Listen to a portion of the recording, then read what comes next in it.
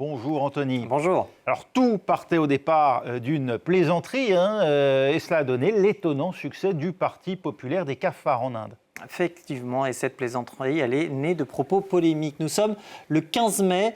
Surya Kant, chef de la Cour suprême indienne, le magistrat, s'en prend à la jeunesse indienne en répondant à un jeune avocat. Nous avons plein de parasites dans la société qui attaquent le système et vous voulez faire comme eux, dit-il. Il y a plein de jeunes qui sont de véritables cafards.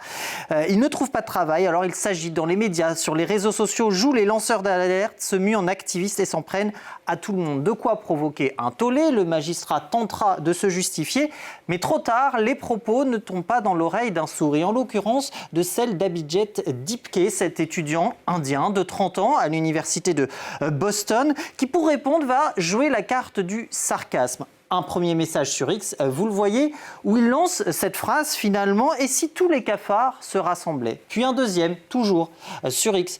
Et voici les critères qu'il fixe avec humour, les conditions pour rejoindre ce mouvement des cafards. Être au chômage, être feignant, être tout le temps sur Internet et aussi disposer d'une capacité professionnelle à se plaindre. Et vous le voyez en lien, il y a même ce formulaire à remplir. Une satire pourtant prise très vite au pied de la lettre. Oui, en témoigne le succès remporté en quelques jours seulement. Les messages de soutien, de remerciement vont s'amonceler, vont s'enchaîner. Ce formulaire, il va enchaîner, engranger les demandes d'adhésion. Et sur les réseaux sociaux, les comptes vont tout simplement, les compteurs d'abonnés vont s'affoler. Regardez le compte X, 200 000 abonnés en seulement quelques jours. 22 millions d'abonnés, presque 23 sur Instagram. C'est 2,5 fois plus que le compte du parti au pouvoir, le BJP de Premier ministre Narendra Modi, qui, vous le voyez, n'atteint pas lui, enfin on dépasse très légèrement les 9 millions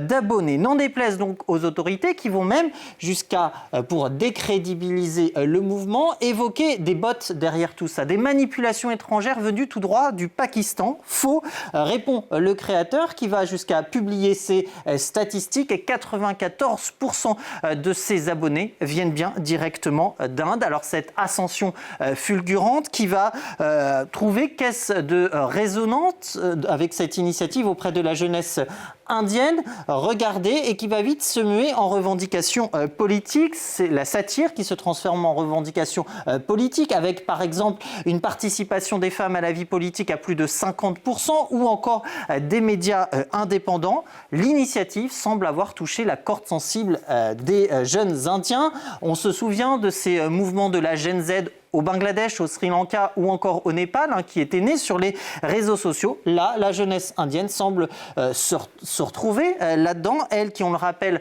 représente 46% de la population, mais 40%, vous le voyez, des diplômés de 15-25 ans sont au chômage, 20% chez les 25-29 ans. Et ça, le gouvernement de Narendra Modi l'a bien compris. Oui, car la blague ne fait pas, mais alors pas du tout rire, les autorités, Anthony. Oui, parce que dès le 21 mai, quelques jours donc après la création, le ministère de l'électronique et des technologies de l'information va bloquer le compte que j'évoquais tout à l'heure, le compte X de Cockroach Janta Party, pour préoccupation en matière de sécurité nationale.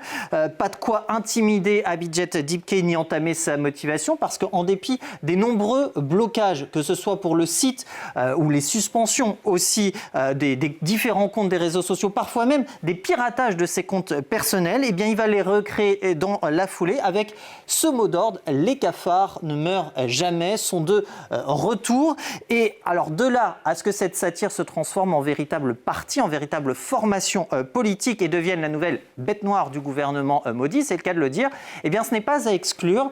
C'est ce qu'a sous-entendu le créateur, donc Abhijit Dipke, auprès de notre confrère anglophone Gavin Lay sur l'antenne de France 24. Donc. Merci Anthony, c'était Info Intox avec Anthony Saint-Léger.